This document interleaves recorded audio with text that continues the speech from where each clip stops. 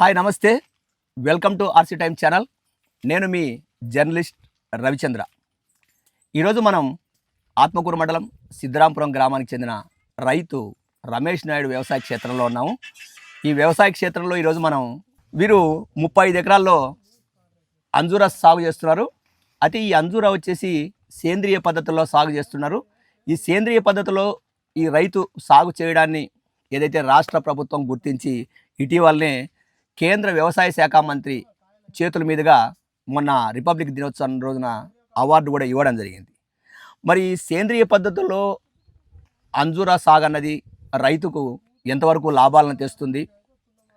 మన రసాయనిక ఎరువుల్లో పద్ధతుల్లో పోయినప్పటికీ, సేంద్రియ పద్ధతుల్లో పోయినప్పటికీ రైతుకి పెట్టుబడిలో కానీ, దిగుబడుల్లో కానీ, లాభాల్లో కానీ ఎలాంటి లాభాలు ఉంటాయి, ఎంత మార్కెటింగ్లో కూడా ఎలాంటి ఆటుపోట్లు ఉన్నాయనేది వీరు రమేష్ నాయుడు గారు మన దగ్గర ఉన్నారు. ఇప్పుడు రమేష్ నాయుడు గారి ద్వారా మనం తెలుసుకునే ప్రయత్నం చేద్దాం.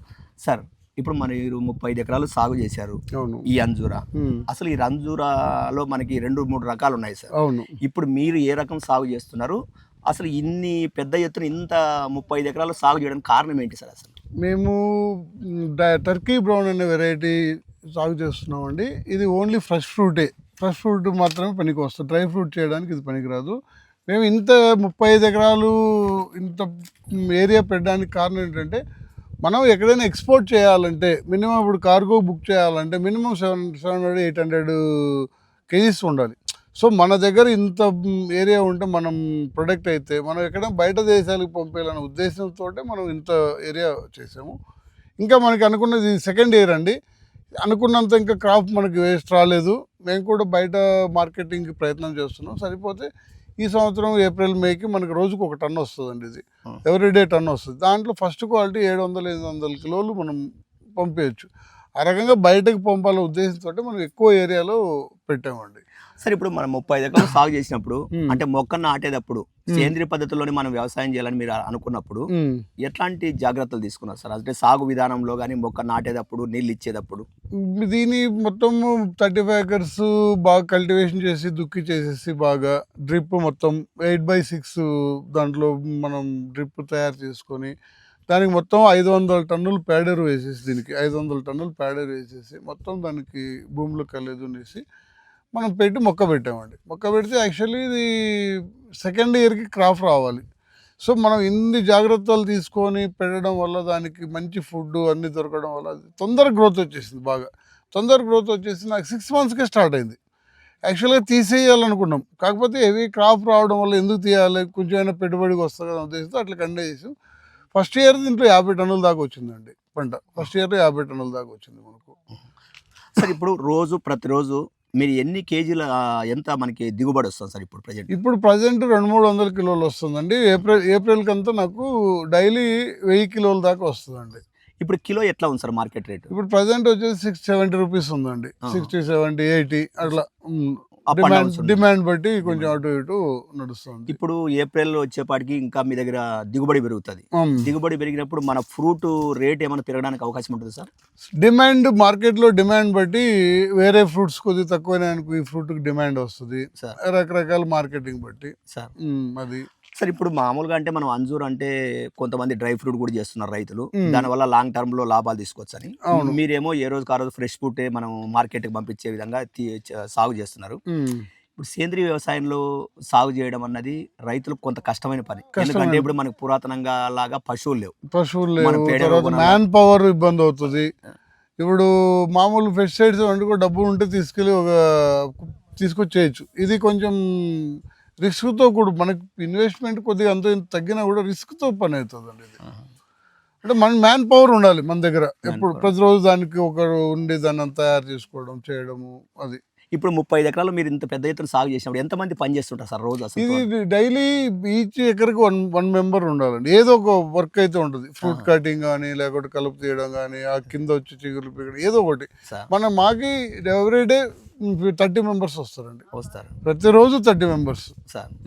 సార్ ఇప్పుడు మనం ఈ అంజూర సాగు చేసాం కదా, కొంత మార్కెటింగ్ ప్రాబ్లం ఉందన్నది ఇప్పుడు మీరు చెప్తున్న మాటల్లో ప్రధానమైన అంశం. రైతుకి ఇప్పుడు డ్రిప్ ఒకవేళ సబ్సిడీలు ఇలాంటివన్నీ ఇవ్వచ్చు, కానీ ఎన్ని సబ్సిడీలు ఇచ్చి రైతు కష్టపడి సేంద్రీయ వ్యవసాయం చేయమని ప్రభుత్వం చెప్తుంది. మరి ప్రభుత్వం చెప్పినప్పుడు సేంద్రీయ వ్యవసాయంలో రైతు పండిస్తుంటే ప్రధానంగా పండ్ల తోటలకి దిగుబడులకి మనకు మార్కెటింగ్ ప్రాబ్లం అనేది ఎక్కువ ఉంది. ఈ మార్కెటింగ్ సైడ్ ప్రభుత్వం మీకు ఎలాంటి అవకాశాలు కల్పిస్తే బాగుంటుంది అనేది ఆలోచన సార్. అంటే ఇదే అండి, మనకి ఎక్కడైనా ఇప్పుడు గవర్నమెంట్ నుంచి పెద్ద మాల్స్ ఉన్నాయి, రిలయన్స్ తర్వాత కొన్ని ఉన్నాయి. వాళ్ళు ఇట్లా రైతులు వెళ్తే వాళ్ళు యాక్సెప్ట్ చేయట్లేదు. వాళ్ళకి వెండర్ కోడ్ కావాలా, మాకు ఏదో అన్ని కండిషన్స్ పెడుతున్నారు. ఆ రకంగా మనము లాస్ట్ ఇయర్ మన జిల్లా కలెక్టర్ డాక్టర్ వినోద్ కుమార్ గారు వచ్చారండి తోటకి. సార్ని కూడా అడిగా, సార్ మాకు ఈ రైతుకి ఇక్కడ ఒక 60-70 ఎకరాలు ఉంది ఊర్లో, మనకు మార్కెటింగ్ సదుపాయం వస్తే ఇంకా పెడతారు. ఇక్కడ అంతా గ్రూప్ అయిపోయి కానీ మేము మంచి క్వాలిటీ వాళ్ళకి కావాల్సినంత సప్లై చేయగలుగుతాం. అది వాళ్ళు పెద్ద ఈ కార్పొరేట్ సంస్థలు మనకి రైతుకి డైరెక్ట్గా అప్రోచ్ ఇవ్వట్లేదు. మేము దీన్ని మీడియేటర్ని పెట్టుకుంటే మొత్తం డబ్బులన్నీ మీడియేటర్కి వెళ్ళిపోతున్నాయి. ఆ మీడియేటర్ డబ్బులు తింటాడు. కష్టపడిన రైతుకి 10 రూపాయలు వస్తే మీడియేటర్కి 15 రూపాయలు తినేస్తాడు. ఆ రకంగా మనకి గవర్నమెంట్ ఒక్కటి సపోర్ట్ చేయగలిగితే రైతుకి హ్యాపీనండి. ఇంకా సార్ ఇప్పుడు మనం అంటే ఇప్పుడు సేంద్రీయ వ్యవసాయంలో అన్నప్పుడు మనము పేడెరువు ఇస్తుంటాము, అప్పుడప్పుడు ఇంకా జీవామృతము ఇట్లాంటివన్నీ కూడా మనం ఎవరి మంత్ చేస్తుంటాము. ఈ నీటి తడులకు సంబంధించి మనకి ఫ్రూట్ బాగా రావడానికి కానీ నాణ్యతంగా ఉండడానికి కానీ మనం నీటి యాజమాన్యంలో నీటి యాజమాన్యం అంటే మనం క్లైమేట్ బట్టి అండి, మన టెంపరేచర్ ఏముంది, వాటర్ పర్సంటేజ్ ఏముంది అది చూసుకుని. ఇప్పుడు వర్షాకాలంలో చాలా తక్కువ ఉంటుంది. తర్వాత డిసెంబర్ జనవరి ఫిబ్రవరి వర్షాలు రాకపోయినా కూడా గాలిలో తేమ శాతం ఎక్కువ ఉంటుంది. అప్పుడు మనం ఆల్టర్నేట్ డేస్లో డే బై డే ఒక 2 hours ఇచ్చుకోవడమా, డైలీ ఒక 1 hour ఇచ్చుకోవడమా, అట్లా చాలు. తర్వాత మార్చి ఏప్రిల్ మే వస్తే ఏప్రిల్ మేలో డైలీ ఇవ్వాలి. మార్చికి వచ్చేటప్పటికి డైలీ 2 hours ఉండాలి. ఏప్రిల్ వస్తే డైలీ 3 hours. మే వచ్చేటప్పటికి ఇంకా ఎక్కువ వాటర్. దానికి టెంపరేచర్ పెరిగే కొద్దీ మనకు వాటర్ ఇస్తే ఫ్రూట్ ఫ్రెష్గా వస్తుంది, చెట్టు హెల్తీగా ఉంటుంది. వాటర్ తగ్గిపోయింది అనుకో ఆటోమేటిక్గా డల్ అయిపోతుంది చెట్టు. సార్ ఇప్పుడు మామూలుగా కొన్ని రకాల పంటలు చూసినప్పుడు మనం ఈ పండ్ల తోటల్లో ఈ క్లైమేట్ చేంజ్ అసలు మనకి ఈసారి ఎప్పుడూ లేని విధంగా ఫిబ్రవరిలో ఒక 2 అంశాలు వాతావరణ పరంగా మార్పు చాలా జరిగాయి. అవును, ఒకేసారి ఎక్కువ చలికి వచ్చేసింది, మరి ఆల్ ఆఫ్ షేడ్ టక్కని వేడికి వచ్చేసింది. ఇట్లా వచ్చినప్పుడు ఫ్రూట్ లో మన అంటే దిగుబడులు ఏమైనా తేడాలు కనిపిస్తాయి సార్? అప్పుడే సార్ ఈ సంవత్సరం మనకు ఈ డిసెంబర్ జనవరి విపరీతంగా చలి రావడం వల్ల రస్ట్ అనే డిసీజ్ వచ్చిందండి. దానికి మనం పెస్టిసైడ్స్ వాడితే అది కొంచెం కంట్రోల్ కావచ్చు. పెస్టిసైడ్స్ మనం వాడలేము. దానికి పెస్టిసైడ్స్ వాడితే ఫ్రూట్స్ మీద డ్యామేజ్ అవుతుందని చెప్పేసి వాడలేదు. అట్లా కాకుండా న్యాచురల్ ఈ టెంపరేచర్ ఇట్లా ఈ మాదిరి టెంపరేచర్ ఉంటాయి, డిసీజెస్ ఏముండవండి, పెద్దగా ఏం రావు డిసీజెస్ దీనికి. సార్ అంజూరాకి మామూలుగా అంటే వేడి పెరిగే కొద్దీ మొక్క ఎందుకు అంత హెల్తీగా కానీ ఫ్రూట్ కానీ ఎందుకు పెరుగుతుంది? అంటే ఇది హీట్ టెంపరేచర్లోకి ఉండే ఇదండి. ఇది హీట్ టెంపరేచర్లో ఉంటుంది.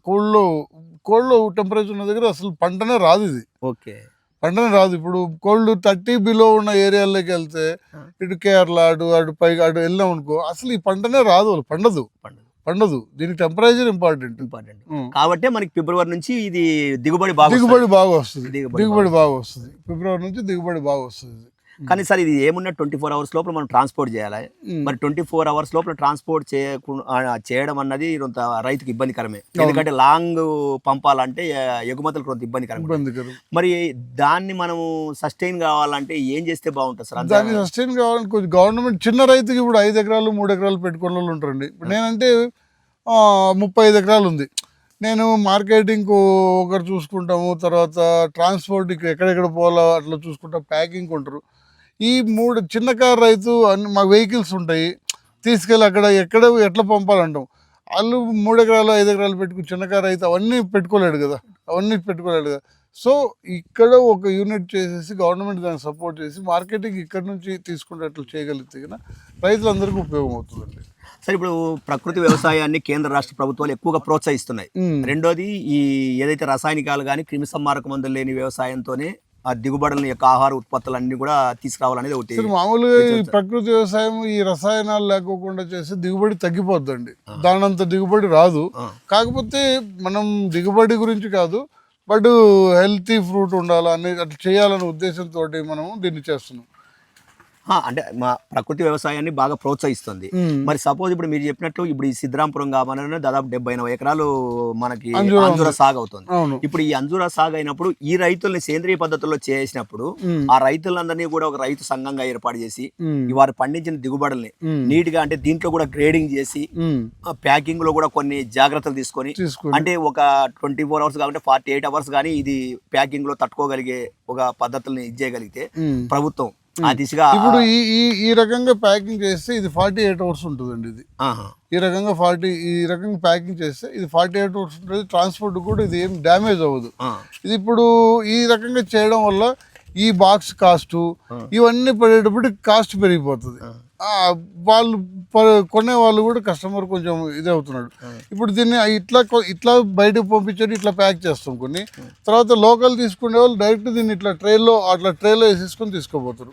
అట్లా కాకుండా రైతు దీన్ని గ్రేడింగ్ చేస్తే ఏమైనా ఇంకా రేటు పెరిగే అవకాశం ఉంటుంది. రేటుకి 100% పెరుగుతుంది. దానికి గవర్నమెంట్ కొద్దిగా సపోర్ట్ చేసి ఈ కార్పొరేట్ సంస్థలకు డైరెక్ట్ లింకప్ పెడితే 100% రైతులకు ఉపయోగపడుతుందండి. ఇప్పుడు చిన్న రైతు గ్రేడింగ్ చేసి ప్యాకింగ్ చేసి అన్ని చేయలేడు. ఇప్పుడు ఈ బాక్స్ ఉందండి, ఈ బాక్స్ మనకి లోకల్లో కొంటే 7 రూపాయలు పడుతుంది. ఒక బాక్స్ ఈచ్ బాక్స్ 7 రూపాయలు తక్కువ క్వాంటిటీలో కొడితే. అదే దీన్ని 1 లక్ష బాక్సులు 2 లక్షల బాక్సులు ఒకసారి ఆర్డర్ పెట్టి పెద్ద డైరెక్ట్ కంపెనీకి పెడితే మనకి 3.5-4 రూపాయలకి వచ్చేస్తుంది. చిన్న రైతు 1 లక్ష బాక్సులు పెట్టాలంటే 3 లక్షలు 4 లక్షలు ఇన్వెస్ట్ చేయలేడు కదా, ఇన్వెస్ట్ చేసుకోలేడు కదా. వాడికి 5,000 10,000 అడిగితే ఇయ్యడు వాడు, కంపెనీ వాడు. లోకల్లో కొనాలా, లోకల్లో కొంటే ఇది డబల్ కాస్ట్. సార్ మామూలుగా అంటే అంజూరా మామూలుగా మనం సాగు చేసినాక ఒక 1 ఇయర్ నుంచి మనకి దిగుబడి స్టార్ట్ అవుతుంది. ఒక్కసారి దిగుబడి స్టార్ట్ అయినాక ఎన్ని మాసాలు మనకి మంచి దిగుబడి వస్తుంది? ఇది 6 months బాగా వస్తుందండి. 6 months బాగా వస్తుంది. ఓవరాల్గా 8 months వరకు డిమాండ్ బట్టి క్లైమేట్ అంటే వర్షాలు వచ్చిన వల్ల వర్షాలు ఎక్కువైతే ఈ ఫ్రూట్కి ఈ టాప్లో ఈ హోల్ ఉంటుందండి. ఈ హోల్లో వాటర్ వెళ్ళిపోయిన తర్వాత హనీ, దీని లోపల హనీ ఉంటుంది, న్యాచురల్ హనీ. ఆ హనీ వెళ్ళిపోతే ఫ్రూట్ టేస్ట్ వెళ్ళిపోతుంది, చప్పగా ఉండిపోతుంది, స్వీట్నెస్ ఉంటుంది. అప్పుడు డిమాండ్ కూడా ఉండదు. వస్తుంది, పంట అయితే వస్తుంది, రాదనేం లేదు, దీనికి లేదు. కాకపోతే అప్పుడు డిమాండ్ ఉండదు. ఇంకా ఇప్పుడు మనం 8 months దాకా మనం తీస్తాం కదా సార్, తీసిన తర్వాత మనం కొమ్మలు కత్తిరించాలి. కత్తిరిస్తేనే మనకి మళ్ళీ ఇప్పుడు 8 months వరకు ఫ్రూట్ తీస్తూ ఉంటాము. తర్వాత మనం వదిలేయాలనుకున్నప్పుడు ఒక 15 to అంటే ఏ మంత్ మనం కటింగ్ పోతాం సార్? మామూలుగా ఇప్పుడు మనకి ఫస్ట్ టైం కదండి. యాక్చువల్గా మనకి చెప్పిన దాని ప్రకారం జనవరికి రావాలంటే సెప్టెంబర్లో కటింగ్ చేయమన్నారు. సెప్టెంబర్లో కటింగ్ చేయమంటే మనకి అప్పుడు ఫ్రూట్ కొద్దిగా డిమాండ్ ఉండేది. ఫ్రూట్ వచ్చేది అప్పుడు కూడా మేము ఫ్రూట్ వచ్చేది. దానివల్ల నేను సెప్టెంబర్ కూడా అక్టోబర్లో వెళ్ళా ఈ తోట కటింగ్కి. అక్టోబర్ వెళ్ళిన తర్వాత మళ్ళీ అప్పుడు పంట బాగా చిగురులు బాగా వచ్చాయి. ఈ క్లైమేట్ వల్ల రస్ట్ వచ్చేసింది.